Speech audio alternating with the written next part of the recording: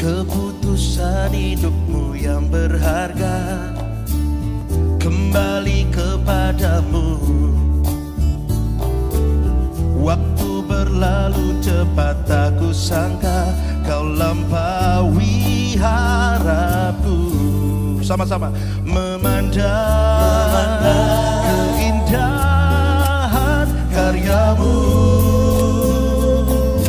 mataku takjub memandangi karya kasih-Mu, melingkupi hatiku. Sama-sama, tiada yang seperti-Mu. Oh, sama-sama katakan ya, keputusan hidupku yang berharga kembali kepadamu. Oh, waktu berlalu cepat, tak kusangka kau lampaui harapku. Memandang keindahan karyamu, mataku takjub memandangi karya kasih-Mu, melingkupi hatiku. Sama-sama, tiada yang seperti-Mu. Boleh saya dapat tepuk tangan paling meriah buat Tuhan Yesus, saudara.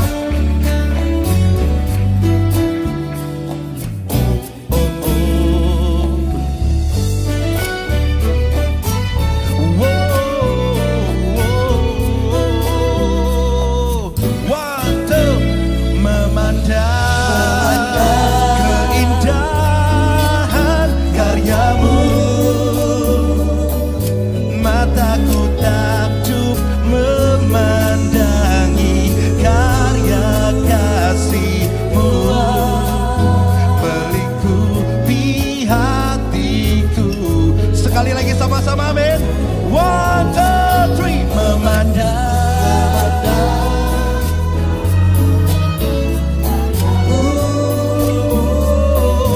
Mataku takjub memandangi karya kasih-Mu, melingkupi hatiku.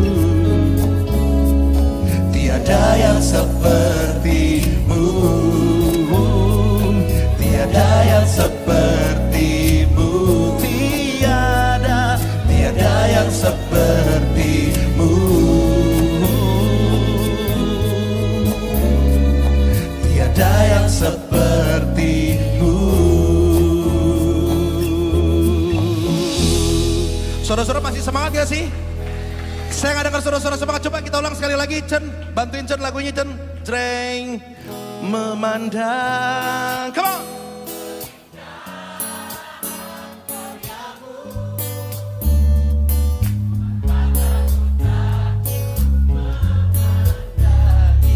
Karya kasih-Mu, melingkupi hatiku. Kita coba yang sebelah sini sekarang, suaranya mana? Come on. 2, 3. Memandang.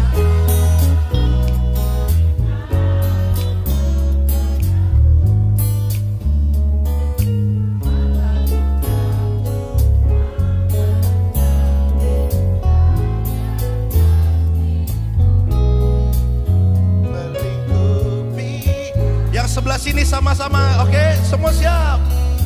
1, 2, 3.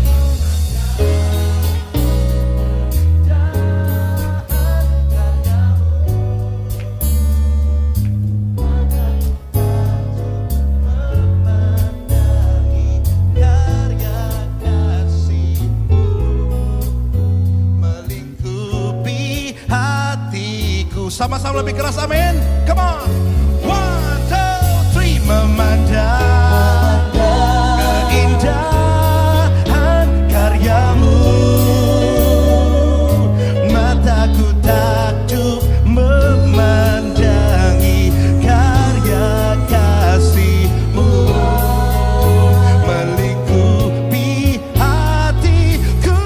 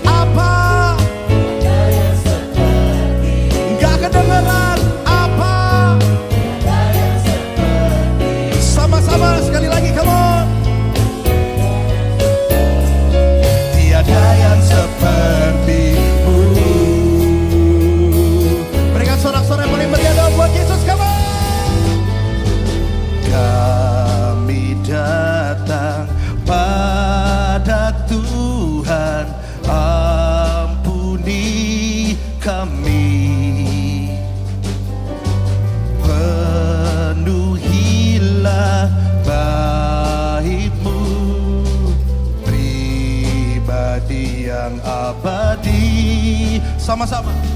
Tuhan Yesus Kristus, penyelamat kita yang maha kudus, bagai pelita kasih-Nya selamatkan hati dan jiwaku.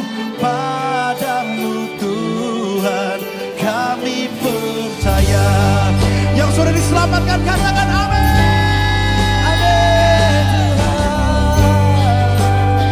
Kami datang padamu Tuhan, kami datang pada Tuhan. Ampuni kami, penuhi bait-Mu Tuhan, penuhilah bait-Mu, pribadi yang abadi.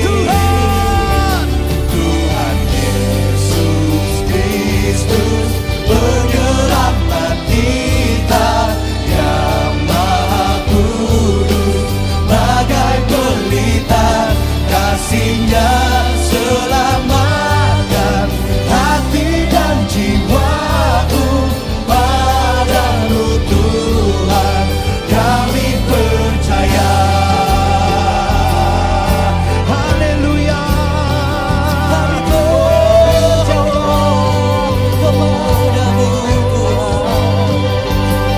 seluruh hidup kami, seluruh jiwa kami hanya bagi-Mu Tuhan. Tuhan Yesus Kristus, penyelamat kita yang maha kudus, bagai pelita kasih-Nya selamatkan hati dan jiwaku. Padamu Tuhan kami percaya. Ariga suara.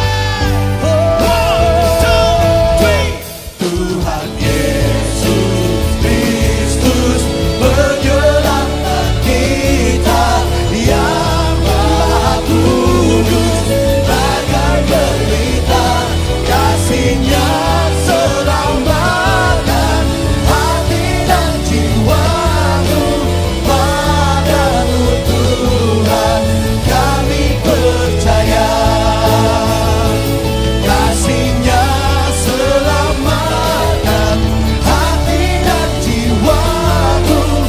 Padamu Tuhan kami percaya. Kami percaya. Seluruh hidup kami, seluruh jiwa kami hanya untuk-Mu Tuhan, hanya bagi-Mu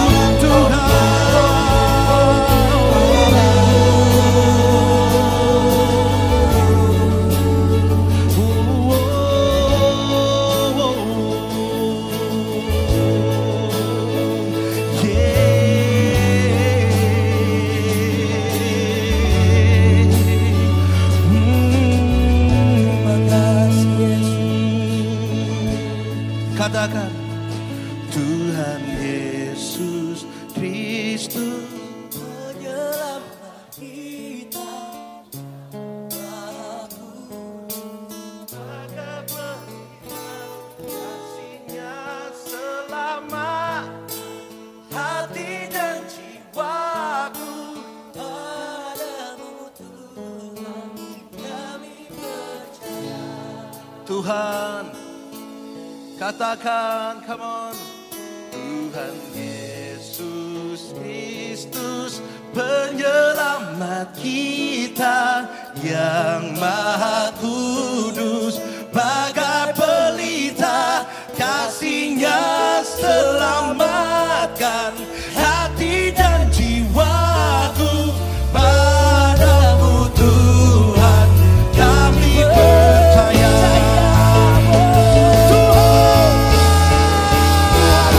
Tuhan Yesus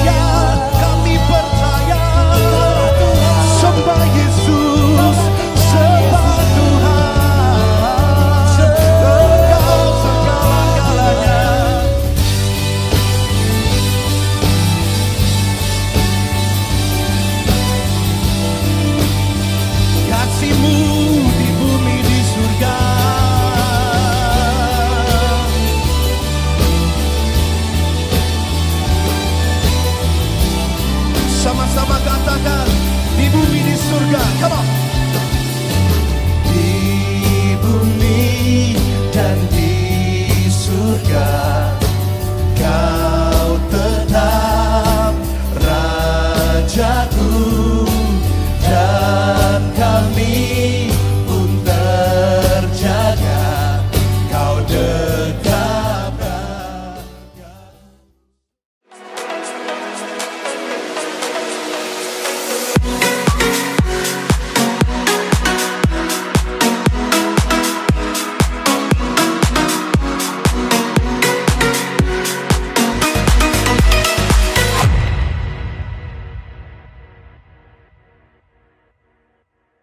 Shalom Jemaat MCC BSD, berikut ini adalah MCC BSD News.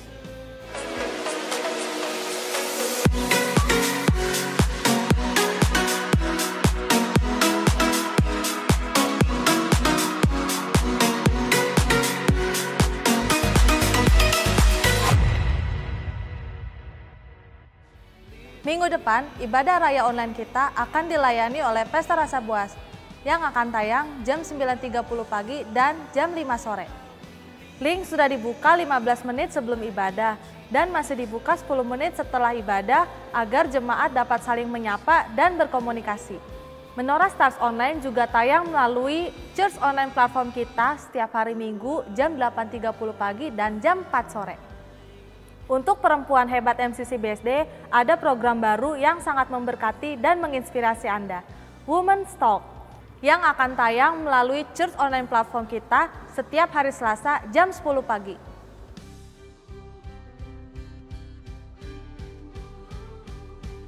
Untuk adik-adik Menorah Stars, jangan lupa saksikan Meno and Friends yang pastinya seru loh. Setiap hari Sabtu jam 10 pagi yang tayang melalui Church Online platform gereja kita. Bagi jemaat MCC BSD, kita juga mempunyai home. Berikut adalah jadwal home masing-masing area.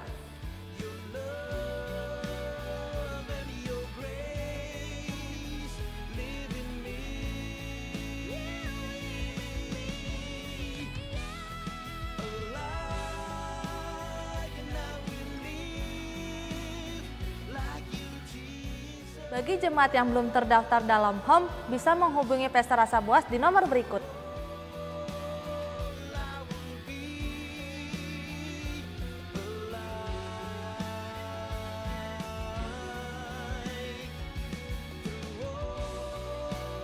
Sekian news MCC BSD kali ini, tetap yakin dan percaya perlindungan Tuhan selalu sempurna dalam hidup Anda. Tuhan Yesus memberkati.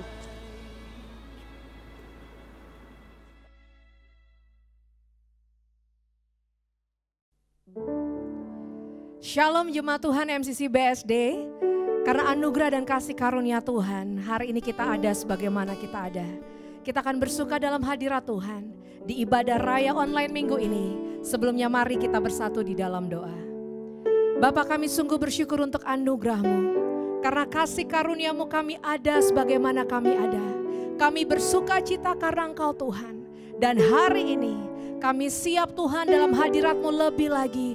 Juga untuk dilengkapi dengan kebenaran firman Tuhan. Kami percaya hari ini Tuhan mengubahkan hidup kami. Hari ini pemulihan terjadi.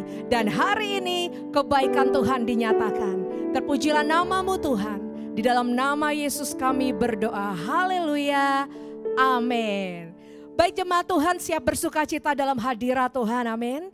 Ibrani 13 ayat 15 berkata, marilah kita oleh Dia mengucapkan syukur kepada Tuhan dengan bibir yang memuliakan namanya. Oh, terima kasih Tuhan. Thank you Lord. Kami bersyukur padamu Tuhan. Haleluya. Terima kasih Tuhan. I've come before you today, oh Lord. Yes. I've come before you today. And there's just one thing that I want to say. Thank you, Lord. Thank you, Lord. For all you've given to me. For all the blessings that I cannot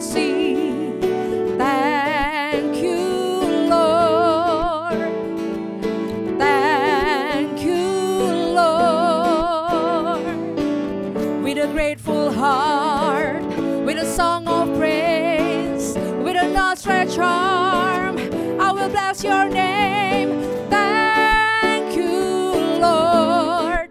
I just wanna thank you, Lord. Thank you, Lord. I just wanna thank you, Lord. Thank you, Lord. Oh, haleluya. Terima kasih untuk anugerah-Mu bagi kami, Tuhan. Mari kita naikkan pujian ini sekali lagi, jemaat Tuhan. Yes. For all you've done in my life, you took my darkness and gave me your light. Thank you, Lord. Thank you, Lord. You took my sin and my shame. You took my sickness and healed all my pain. Thank you, Lord. Thank you, Lord. With a grateful heart, with a song of praise, with an outstretched arm, I will bless your name. Thank you, Lord. I just wanna thank you, Lord. Thank you. Thank you, Lord. I just wanna thank you. Sing thank you, Lord. Thank you, Lord. I just wanna thank you, Lord. Hallelujah. Thank you, Lord. I just wanna thank you, Lord. Thank you, Lord.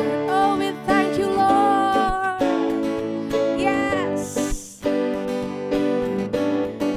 Thank you, Lord. Sing one more time. Thank you, Lord. Thank you, Lord. Haleluya. Kami bersyukur untuk kasih karunia-Mu bagi kami, Tuhan. Mari kekasih Tuhan, siapkan hati kita dalam hadirat Tuhan. Terima kasih Bapa. Kasih-Mu bekerja dalam hidup kami. Kasih-Mu yang memulihkan setiap kami. Dan karena kasih-Mu Tuhan, kami diselamatkan. Thank you Jesus. Ku rasakan kasih-Mu Tuhan. Yes, haleluya. Ku rasakan kasih-Mu dan indahnya kekudusan-Mu, penuhi dengan kasih-Mu, diam di hadirat-Mu, ku mengangkat tanganku dan ku bersyukur menyembah-Mu, penuhi dengan kasih-Mu, diam di hadirat-Mu. Penuhi hati kami Tuhan dengan kasih-Mu, penuhi hati kami dengan hadirat-Mu. Haleluya. Mari naikkan pujian ini bersama dan katakan, penuhi hatiku dengan hadir-Mu Tuhan. Terima kasih. Ku rindu memandang wajah-Mu oh Tuhan, di dalam kekudusan-Mu.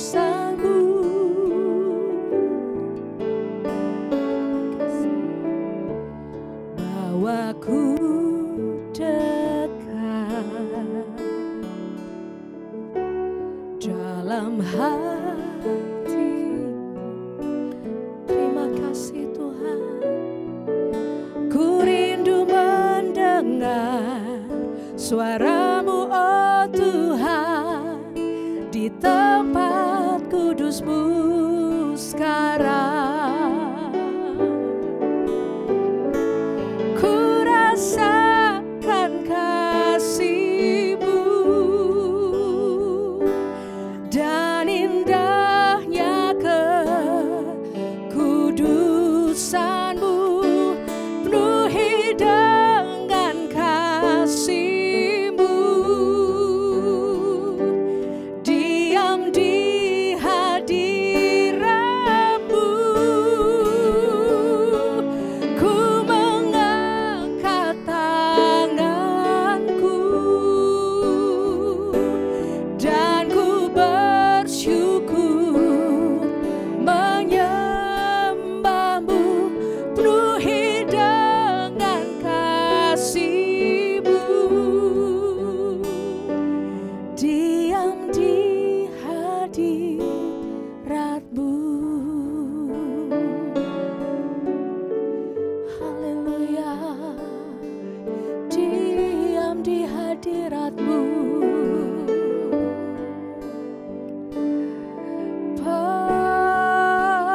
Penuhi kami Tuhan dengan kasih-Mu, dengan kuasa-Mu, dengan hadirat-Mu.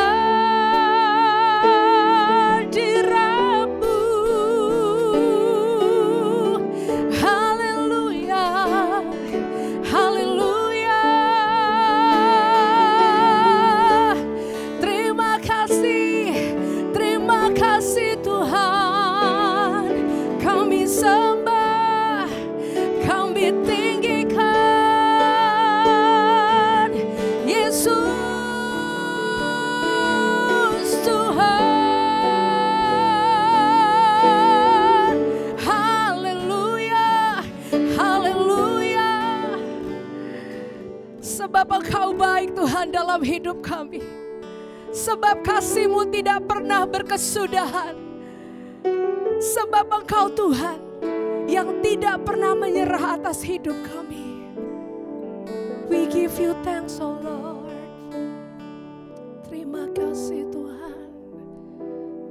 Mari angkat hatimu dan naikkan penyembahan-Mu. Mari kita berkata,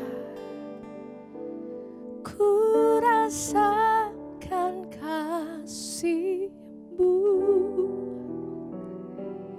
dan indahnya kekudusan-Mu, penuhi dengan kasih-Mu,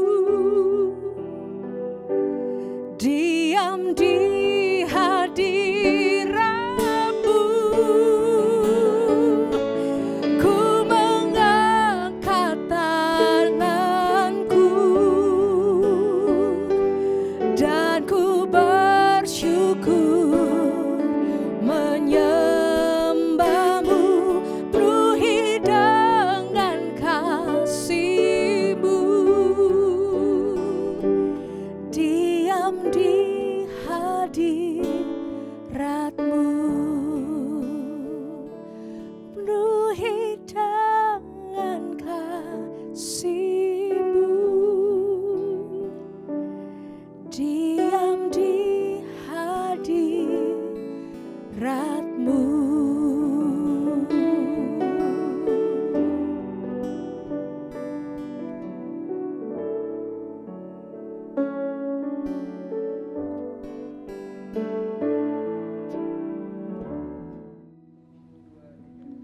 Ya, shalom buat jemaat MCC BSD, Menorah Community Church. Ya, saya berterima kasih. Ini first time untuk pertama kali. Beberapa saat yang lalu memang sahabat baik saya, Pastor Anta, minta saya untuk datang, tapi memang waktunya belum sempat. Dan ternyata kita ketemunya sekarang lewat streaming online di ibadah online ini. Sebuah kehormatan buat saya Rubin Ong. Dari Tangerang juga sebetulnya ya, karena kita tinggal di Gading Serpong. Saya dengan anak-anak komunitas juga namanya Living Room Community Church ya.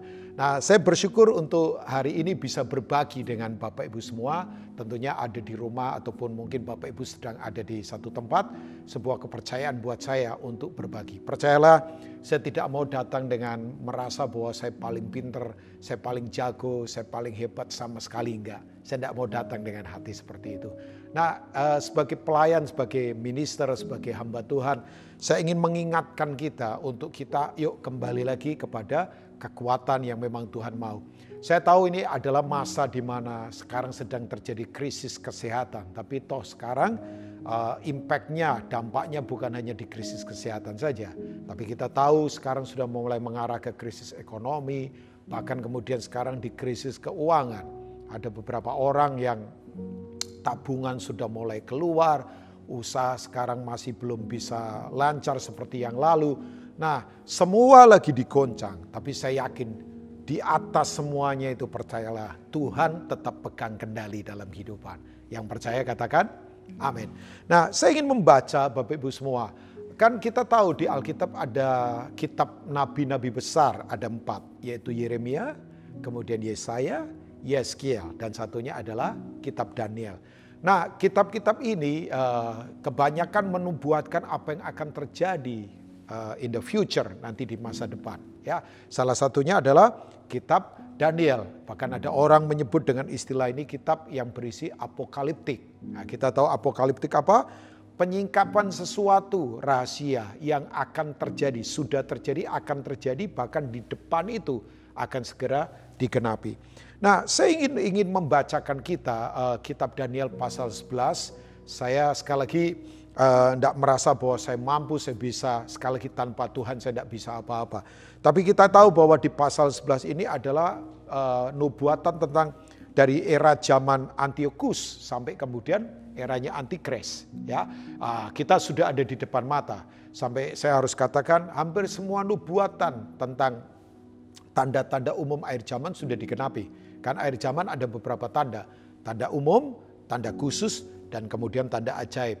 Tanda khusus adalah di mana Antikris akan muncul. Waktu gereja benar diangkat, Antikris pasti muncul. Tanda ajaib adalah waktu Yesus datang di awan-awan. Itu akan terjadi sebuah tanda atau banyak tanda yang luar biasa. Matahari akan kemudian gelap gulita, bulan akan berdarah, bahkan bintang-bintang akan berjatuhan dari atas. Nah, saya tidak akan menarik ke pelajaran eskatologi. Saya yakin Pastor Anta dengan beberapa yang lainnya pasti pernah mengajar hal-hal ini. Tapi saya ingin mengajak kita ke pasal 11 dari kitab Daniel. Kita akan coba lihat dari mulai mungkin let's see ayat yang ke-30. Saya percaya mungkin di screen akan ditampilkan atau Bapak Ibu di rumah masing-masing bisa membaca firman ini bersama-sama dengan saya. Ya, kitab Daniel kita tahu ini adalah kitab di mana orang Ibrani dibuang dalam pembuangan. Ya, masa zaman Nebukadnezar, Darius, dan kemudian Koresi, kita tahu ya. Nah, pasal 11 ayat yang ke-30, Alkitab katakan begini, ya. Atau mungkin langsung ke ayat 31, ya. Sampai mungkin ayat 34 kah? Atau 35, saya akan bacakan buat Bapak Ibu. Tentaranya akan muncul, mereka akan menajiskan tempat kudus. Benteng itu menghapuskan korban sehari-hari dan menegakkan kekejian yang membinasakan. Dan orang-orang yang berlaku fasik terhadap perjanjian akan dibujuknya sampai murtad dengan kata-kata licin. Tetapi umat yang mengenal Allahnya akan tetap kuat dan bertindak. Yang setuju katakan amin. Dan orang-orang bijaksana di antara umat itu akan membuat banyak orang mengerti. Tetapi untuk beberapa waktu lamanya mereka akan jatuh oleh karena pedang dan api, oleh karena ditawan dan dirampas. Sementara jatuh mereka akan mendapat pertolongan sedikit. Dan banyak orang akan menggabungkan diri kepada mereka secara berpura-pura. Sebagian dari orang-orang bijaksana itu akan jatuh.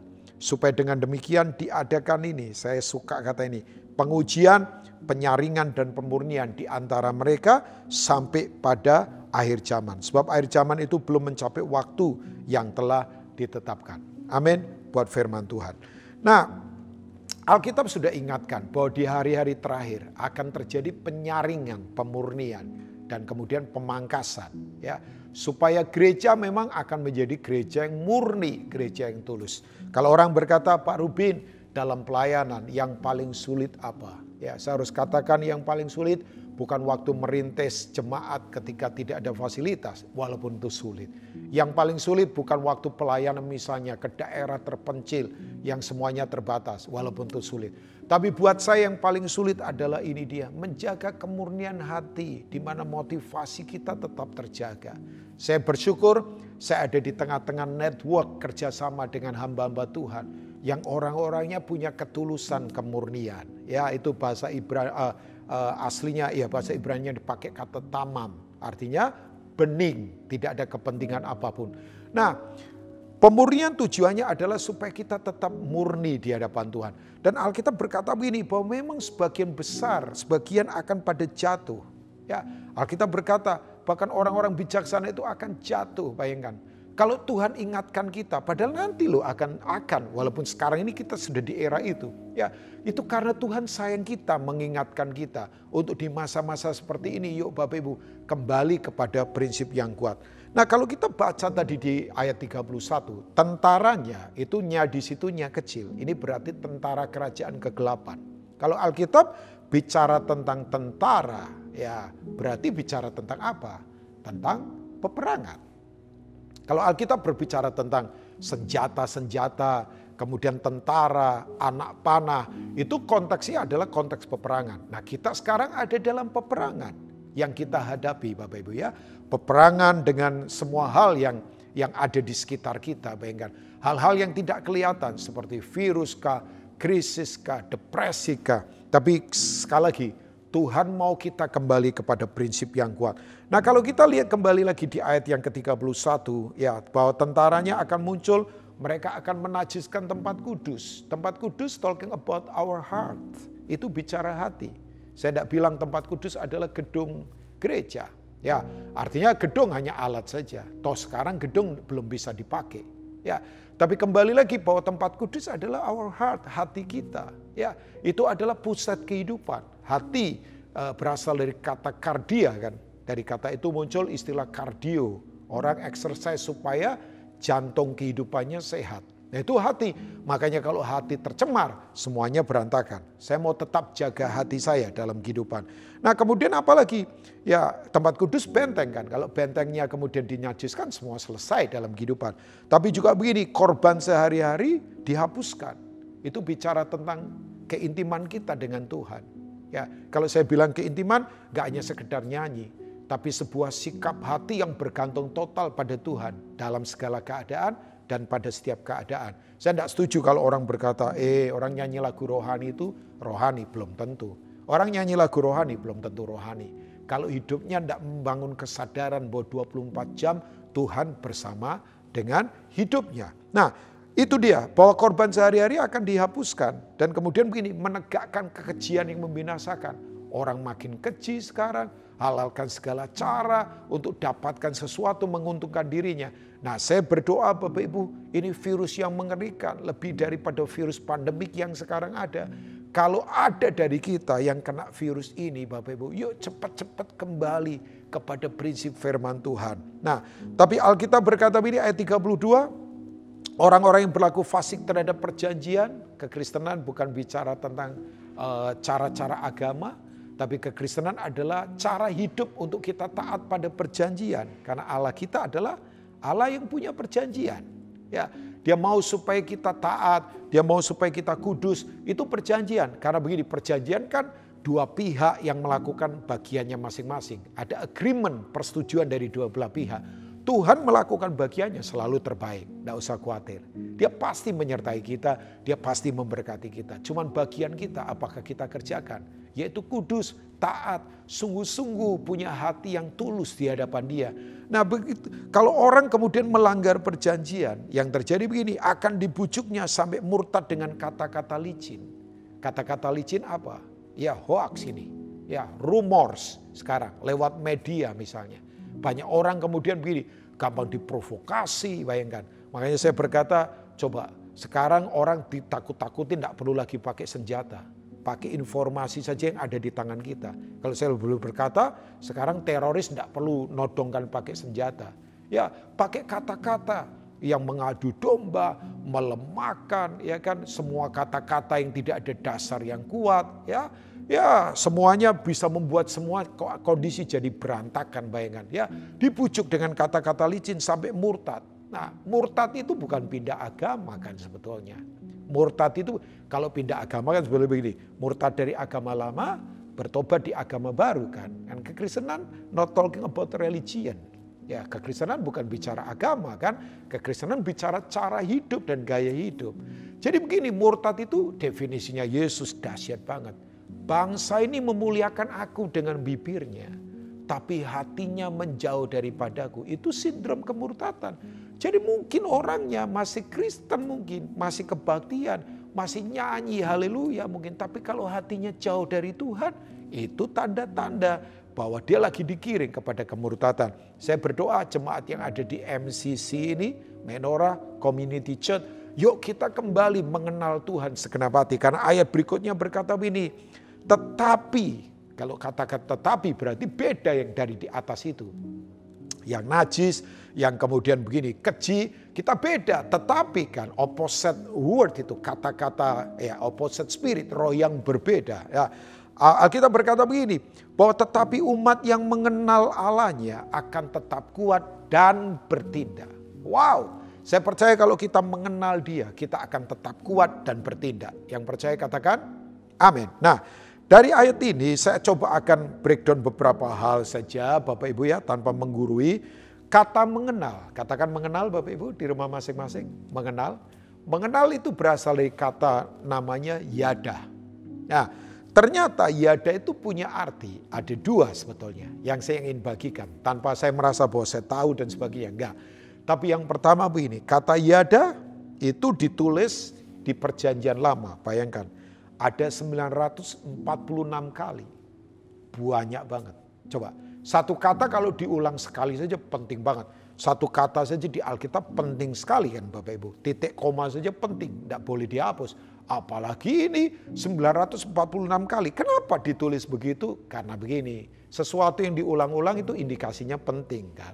Ya, penting. Kita kalau nasihati anak diulang-ulang, enak, jangan begitu, rajin, jangan kemudian malas. Itu karena penting buat hidupnya. Atau yang kedua, kenapa penting? Karena kita pelupa. Makanya diulang-ulang. Kita pelupa kan. Apalagi akhir zaman kan. Akhir zaman begini banyak orang kena sindrom pelupa kan. Punya istri lupa, punya utang lupa. Itu tanda-tanda akhir zaman itu. Punya janji lupa. Itu tuh. Ya kan. Nah yang berikutnya lagi. Kenapa diulang-ulang? Karena begini Bapak Ibu. Saya suka bercanda sama orang. Boleh nggak Bapak Ibu di rumah masing-masing atau bersama dengan saya juga lakukan ya. Coba kita pegang kepala kita. Kita tekan-tekan kepala kita, rasanya apa Bapak Ibu? Keras. Karena begini, kita keras kepala. Makanya perlu diulang-ulang. Saya kadang-kala keras kepala juga. Makanya firman perlu diulang-ulang. Makanya ada kitab ulangan. Kenapa ada ulangan?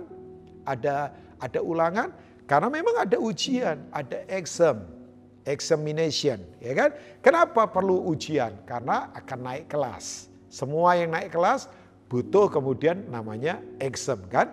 Nah Bapak Ibu, kata yada yang pertama artinya adalah ini. Bahwa begini, yuk kita mengenal karakternya Tuhan. Bukan hanya reputasi dan kedudukannya Tuhan. Saya ulangi lagi. Bahwa yada artinya yuk kenallah karakternya Tuhan. Bukan hanya kedudukan dan posisinya Tuhan. Oh iya, posisi kedudukannya Tuhan kita tahulah. Dia Tuhan, Tuhan kan ditulis dengan beberapa kata yang sifatnya dia begitu luar biasa. Dia omnipresence, ya, dia maha hadir. Dia omnipotent, dia maha kuasa.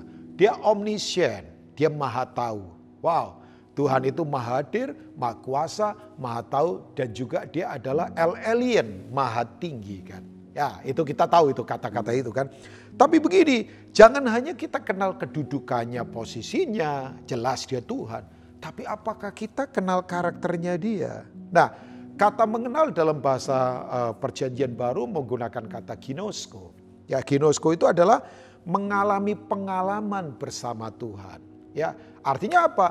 Mengizinkan kebenaran firman itu bekerja dengan leluasa. Dan bahkan saya katakan ini, bekerja dengan kejam dalam daging kita. Ya, kenapa saya katakan ini? Bapak Ibu tahu atau tidak bahwa firman itu waktu bekerja dengan leluasa di dalam kita, itu kejam buat daging. Gak enak banget kan?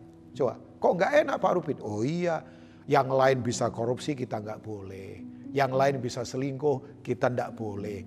Yang lain bisa bohong, kita tidak boleh. Nah itu namanya begini, membiarkan firman terakses dengan leluasa, bekerja dengan leluasa di dalam kita. Nah, itu tuh yang membuat kita kemudian kenal karakternya Tuhan. So kalau orang kenal karakternya Tuhan, oke, saya baca 2 ayat di Yeremia pasal 9. Saya berharap ini menjadi prophetic word, ya, firman profetik buat kita. Yeremia pasal yang ke-29, Yeremia 9 maaf. Kita coba lihat ayat yang ke-23 dari Alkitab kita. Let's see, Yeremia salah satu nabi besar juga, ya selain saya tadi sebutkan selain Daniel. Nah ini, Alkitab berkata ayat 23 kan. Beginilah firman Tuhan loh. Janganlah orang bijaksana bermegah karena kebijaksanaannya. Toh sekarang orang merasa pinter gak memberi solusi di tengah krisis ini. Bahkan semua sistem apa saja di dunia berantakan sekarang ini ya. Janganlah orang kuat bermegah karena kekuatannya. Janganlah orang kaya bermegah karena kekayaannya. Sebab sorry Bapak Ibu semua. Gak semua dalam hidup ini bisa dibeli dengan uang kan. Uang bisa beli spring bed. Tapi belum tentu bisa beli tidur nyenyak. Uang bisa beli suplemen. Tapi belum tentu bisa beli kesehatan sempurna. Uang bisa bikin orang pergi ke bulan, wisata pakai Virgin Air itu ya, saya nggak tahu dia ada proyek kan, itu bisa pergi bawa orang ke atas, tapi belum tentu orang bisa balik ke rumah, bayangkan. Bisa pergi ke bulan, tapi belum tentu bisa pulang ke rumah, karena ribut terus di rumah, ya kan? Makanya, tetapi siapa yang mau bermegah, baiklah bermegah karena yang berikut, bahwa ia memahami dan mengenal aku, ya kan? Wow. Ya, bahwa akulah Tuhan yang menunjukkan kasih setia, keadilan, kebenaran di bumi. Sungguh semuanya itu kusukai. Demikianlah firman Tuhan. Wow. Jadi kesukaan Tuhan adalah kalau kita mengenal dia, mengenal karakternya dia. Nah, Bapak Ibu, orang kalau mengenal karakternya Tuhan, apa yang terjadi? Nah, ini dia. Kalau Bapak Ibu lihat satu cerita di Alkitab, di Kejadian pasal 22. Bapak Ibu nanti bisa baca di rumah ya. Ada orang yang disebut sahabatnya Allah, namanya Abraham. Ya, Abraham itu artinya bapak semua orang percaya. Kita tahu zaman Abraham belum ada eksklusivitas bangsa, Israel belum muncul. Ya, makanya sebetulnya pola gereja lokal yang sesungguhnya itu sudah ada di eranya Abraham. Waktu dia melatih misalnya di Kejadian pasal 14, 318 orang yang lahir di rumahnya, itu berarti community. Dia train kan untuk kemudian orang-orang ini bisa bebaskan Lot waktu Lot ditawan. Ya, nah zaman Abraham belum ada Taurat, belum ada cara beragama karena Abraham ini tadinya dari Ur Kasdim, dia ada di daerah sana kan. Kemudian Tuhan suruh dia sebagai musafir. Nah, memang gereja harus ada di dalam kemusafiran. Ya, jangan agamawi. Kalau Tuhan suruh gerak, gerak saja. Kalau Tuhan suruh tinggal, ya tinggal saja. Terus saja bergerak. Kemusafiran kita harus kuat ya Bapak Ibu ya. Nah di zaman Abraham kan waktu itu belum ada bangsa Israel. Yang ada makanya Abraham disebut orang Ibrani. Orang Ibrani itu sebenarnya kalau orang berkata orang Ibrani itu keturunannya Abraham kan. Nah Bapak Ibu kata Abraham bapak orang percaya. Namanya sebetulnya Abraham sebelumnya. Abraham itu bapak tinggi. Ayah yang ada di ketinggian. Tadinya dia tinggi lah. Ya sombong dan sebagainya. Tapi kemudian Tuhan ubah menjadi bapak orang percaya. Nah salah satu proses yang Abraham kemudian alami adalah begini. Waktu di Kejadian 22. Dia harus suruh korbankan anaknya yang tunggal. Namanya Ishak. Yang dapatnya sulit loh. Ya. Nah anak yang tunggal di sini bukannya sekedar anak. Cuman anak fisik tunggal. Tapi mungkin ada dari kita. Yang ada sesuatu sudah jadi tunggal dalam hidup kita. Anak tunggal misalnya. Uang sudah jadi anak tunggal. Atau fasilitas sudah jadi anak tunggal. Buat saya mungkin pelayanan sudah jadi anak tunggal. Sekarang lagi digoncang semua. Tuhan berkata, persembahkan di Gunung Moria. Bapak Ibu yang saya suka. Itu kalau Bapak Ibu baca Kejadian 22. Abraham berkata begini, ya Tuhan. Ya, waktu Tuhan panggil Abraham, ya diuji. Abraham berkata, "Ya Tuhan." Tahu Bapak Ibu, kata "ya Tuhan" itu memakai kata Sem. Sem itu begini, dia tahu ini pribadi, ya Tuhan yang terhormat. Yang dia ketahui karena dia mengenal karakternya. Sebab begini, dia inventarisasi semua perjalanannya dia bersama pribadi ini. Bayangkan, waktu Abraham masih ada di tempat asalnya, dia adalah seorang penyembah berhala kan. Ya, bahkan Abraham adalah imam dari berhala-berhala itu. Tapi tiba-tiba ada suara, belum ada agama, dia tidak tahu siapa Tuhan kan. Maksudnya dia tidak tahu ini siapa ini. Ya, waktu Tuhan berkata Abraham keluarlah dari sanak saudaramu, dia taati. Dalam perjalanan Tuhan ini yang dia tahu pribadi yang hebat ini tolong. Makanya Abraham kenal karakternya Tuhan. Nah Bapak Ibu begini Bapak Ibu, waktu dia kemudian disuruh mempersembahkan Ishak, tahu Bapak Ibu responnya apa? Responnya simple. Orang kalau kenal karakternya Tuhan, responnya diam. Ya, Bapak Ibu kalau baca di Kejadian 22, sepanjang perjalanan Abraham itu diam. Dia bicara hanya sama bujangnya saja kan. Dia bicara sama bujangnya saja kan. Ya, dia berkata sama bujangnya begini. Kami akan sudah di dekat tempat di mana dia nanti akan naik dengan Ishak. Dia ngomong sama bujangnya begini, tinggallah kamu di sini.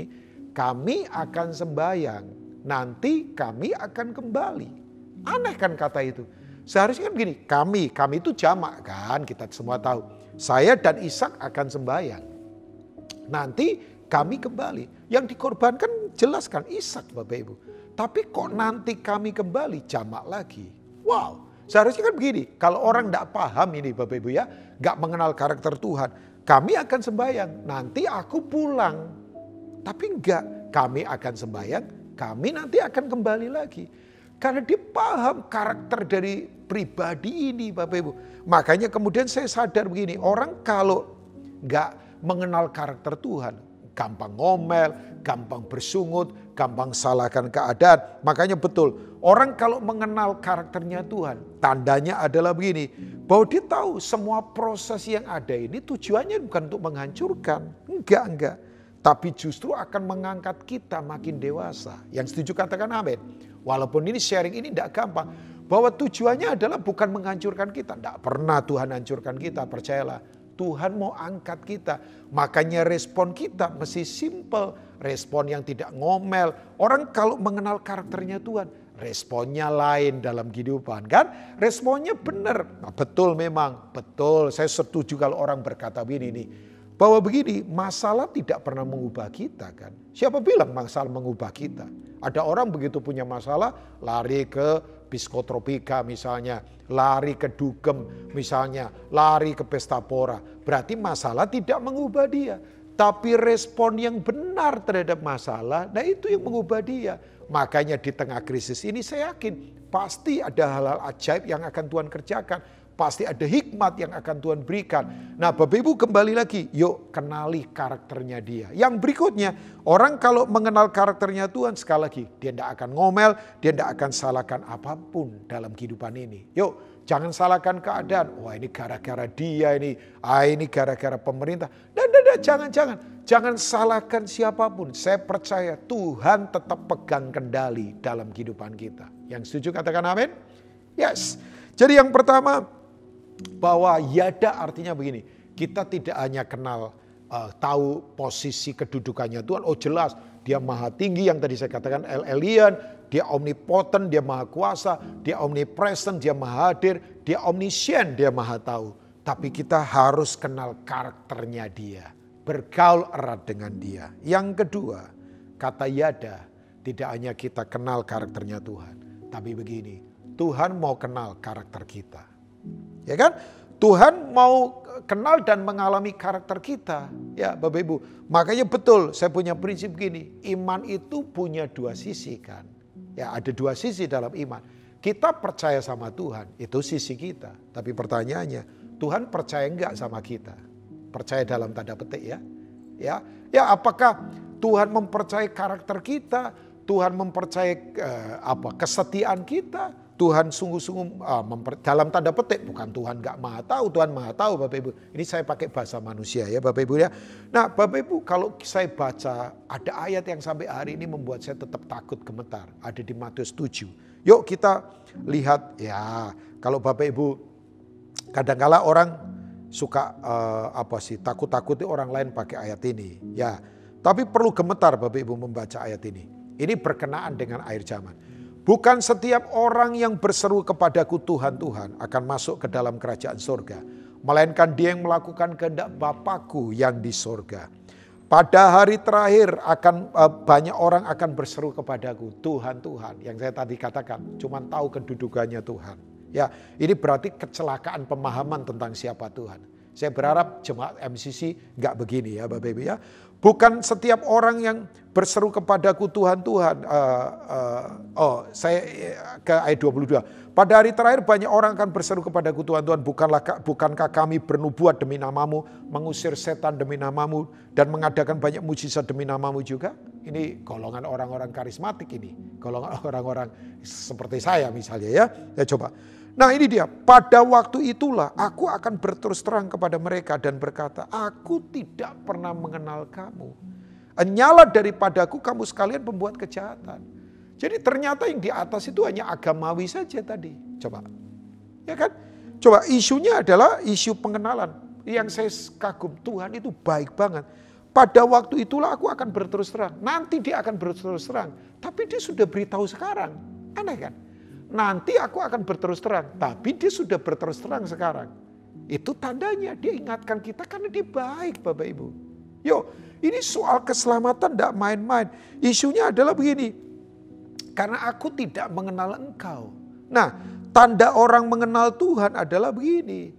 Ada terjemahan lain, terjemahan bebas dari ayat 23, ada terjemahan lain yang berkata begini, enyalah kamu yang hidup tanpa hukum.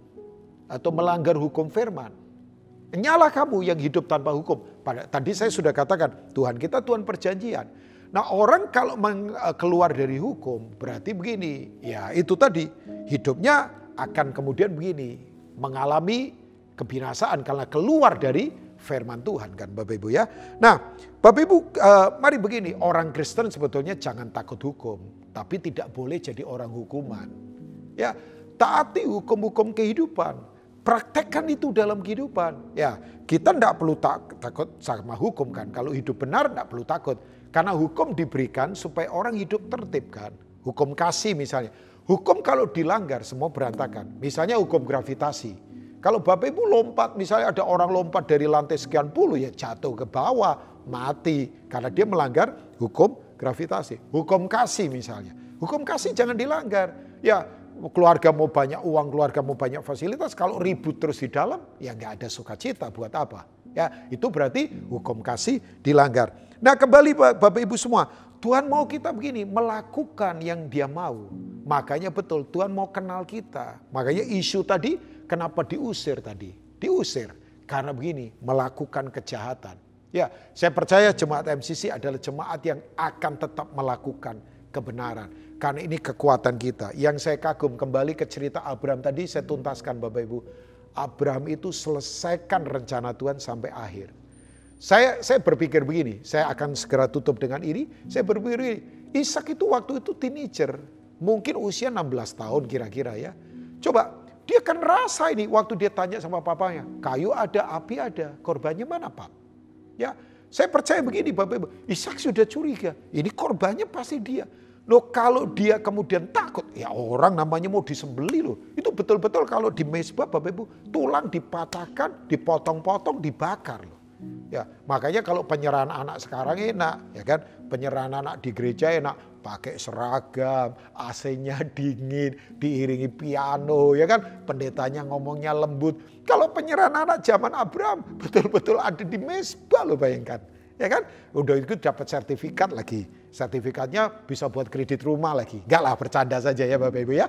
Ya, artinya kalau kita kemudian lihat ini Bapak Ibu, kenapa kok Ishak itu kemudian taat, pertanyaan saya. Kan dia bisa saja dorong papanya usia 100 tahun. Kalau papanya terjerembab, dia lari, papanya nggak bisa kejar. Tapi saya yakin sepanjang perjalanan Abraham ngomong gini sama Ishak. Ini tafsiran saya. Nah, tenang saja. Yang nyuruh kita itu saya tahu pribadi ini. Tidak mungkin celakakan kita. Jadi Ishak sudah dipersiapkan. Makanya nanti dalam perjalanannya Bapak Ibu ya. Ishak itu kemudian tetap melekat sama Tuhan. Saya beritahu buat Bapak Ibu. Di mana ada ketaatan, dengarkan ini. Taat sampai akhir. Ada intervensi dari langit. Saya ulangi. Di mana orang taat melakukan kehendak Bapa, dikenal karakternya oleh Bapa. Dia taat, ada intervensi langit. Begitu besok diangkat, tiba-tiba ada suara yang sama. Stop Abraham, suara Bapa yang sangat baik. Aku tahu engkau mengasihi aku. Ada intervensi dari langit. Bahkan saya katakan Kejadian 22 itu sebetulnya gambaran panggung dari peristiwa Natal. Kita tahu Natal dari sejarah. Abraham tahu Natal dari misteri. Dari Adam ke Abraham 2000 tahun. Abraham ke Daud 2000 tahun. Daud ke Kristus 2000 tahun. Dari Abraham ke Kristus 4000 tahun. Gambaran tentang Natal. Abraham sudah tahu dari misteri. Karena itu begini. Mario jadilah orang yang kenal karakternya Tuhan.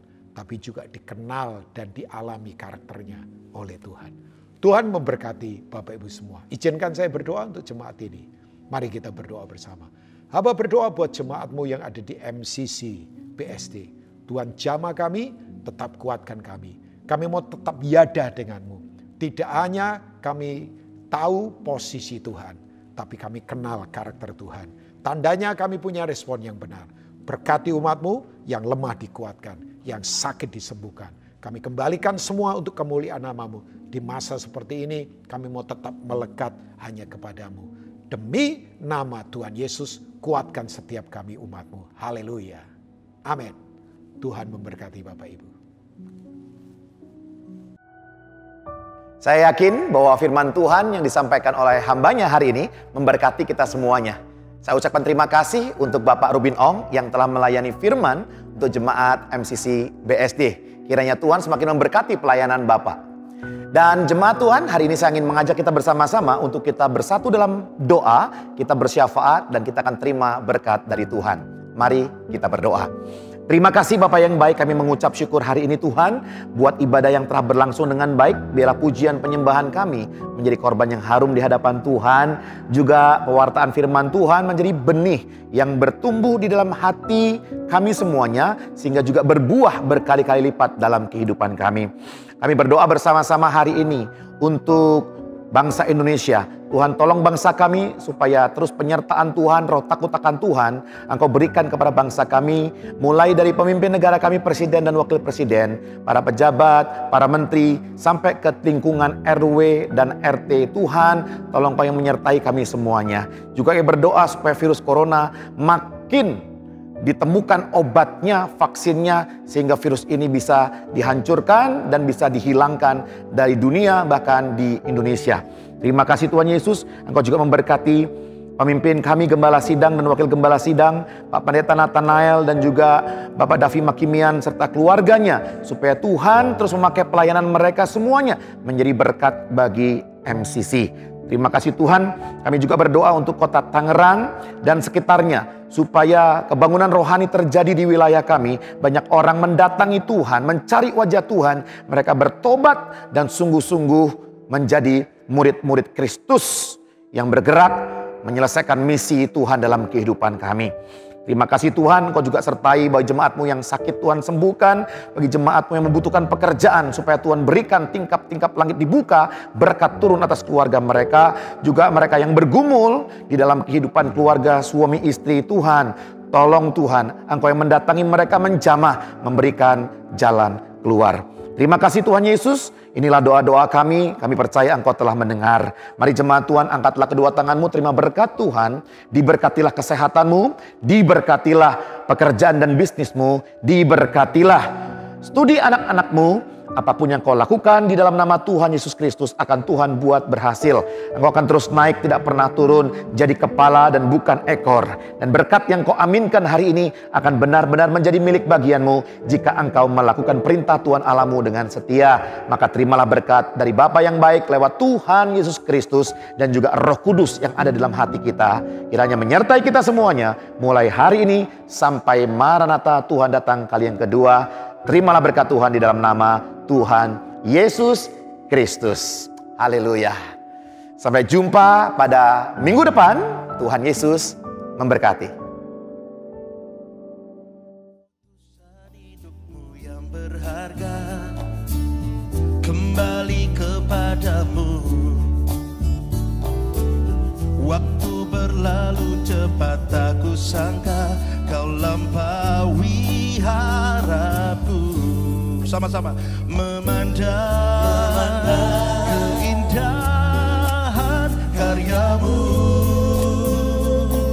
Mataku takjub memandangi karya kasih-Mu, melingkupi hatiku. Sama-sama, tiada yang seperti-Mu.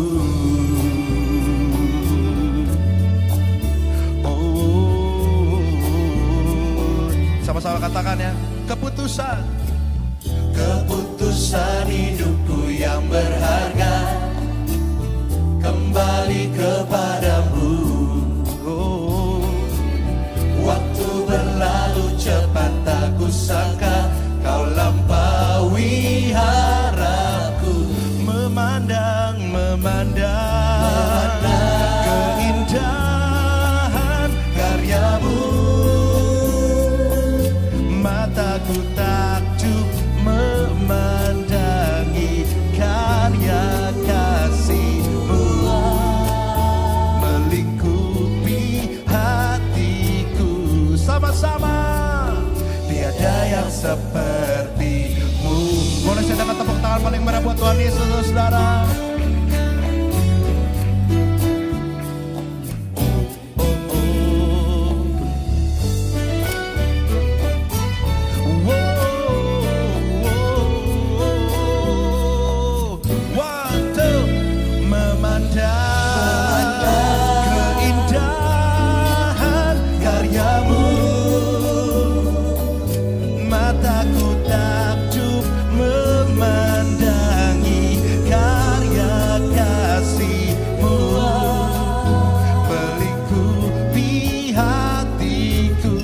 Sekali lagi sama-sama, amin. 1, 2, 3.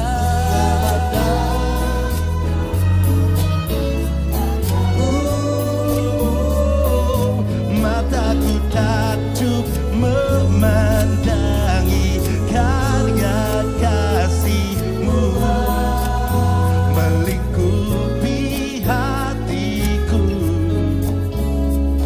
Tiada yang seperti-Mu, tiada yang seperti-Mu, tiada yang seperti-Mu, tiada yang seperti-Mu. Saudara-saudara masih semangat gak sih? Saya nggak dengar saudara-saudara semangat. Coba kita ulang sekali lagi, Cen. Bantuin Cen lagunya, Cen. Jreng. Memandang. Come on.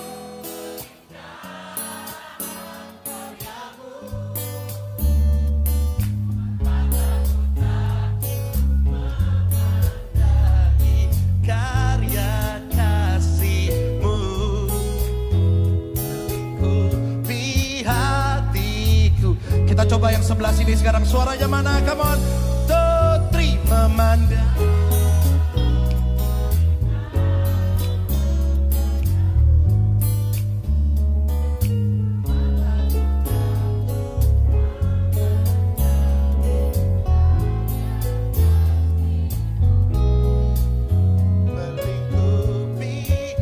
Sebelah sini sama-sama, oke? Semua siap?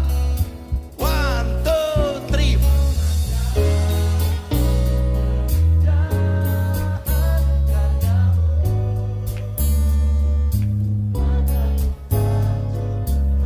Memandangi karya kasih-Mu, melingkupi hatiku. Sama-sama lebih keras, amin. Come on. 1, 2, 3. Memandang